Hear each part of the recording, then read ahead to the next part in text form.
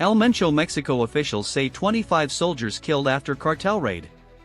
Mexican President Claudia Sheinbaum says that calm is being restored and that improvised cartel roadblocks are being removed.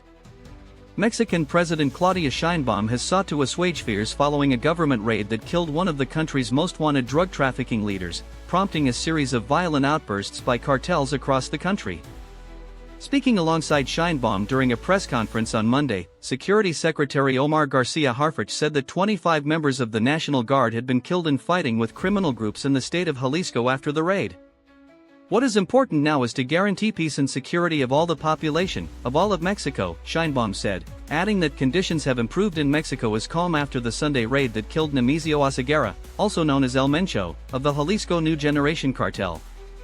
The killing of Mencho comes as Mexico is under growing pressure from the United States to take a more aggressive stance towards drug trafficking groups, although the killing of top-level cartel figures in the past has had little impact on the drug trade and has often created a leadership vacuum that others violently act to fill.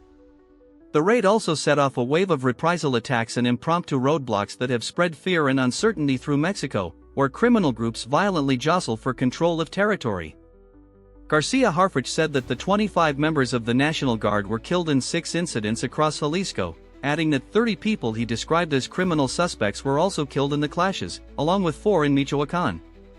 First there was a huge gun battle, and then another. An anonymous resident of the town of Aguililla in Michoacan told the news service AFP, saying that cartel gunmen attacked a local outpost of soldiers on Sunday.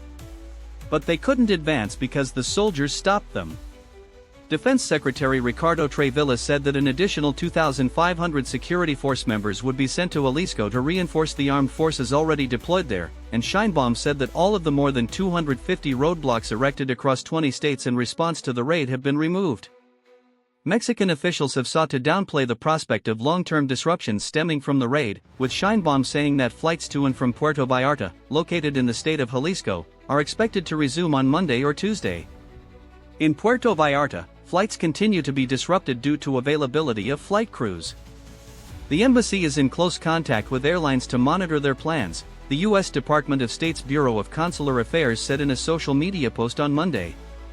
All other airports in Mexico are open, and most airports are operating normally. If you are traveling via any airport other than Guadalajara or Puerto Vallarta, we have received no indication of any security-related flight disruptions. The Mexican embassy to the U.S. has shared social media posts debunking online rumors of attacks on civilians at Guadalajara Airport and U.S. tourists being held hostage. You have reached the end of our in-depth report. For more deep dives into global affairs and breaking news updates, please subscribe to Neuron News Global and enable all notifications. Stay informed, stay ahead. See you in the next broadcast.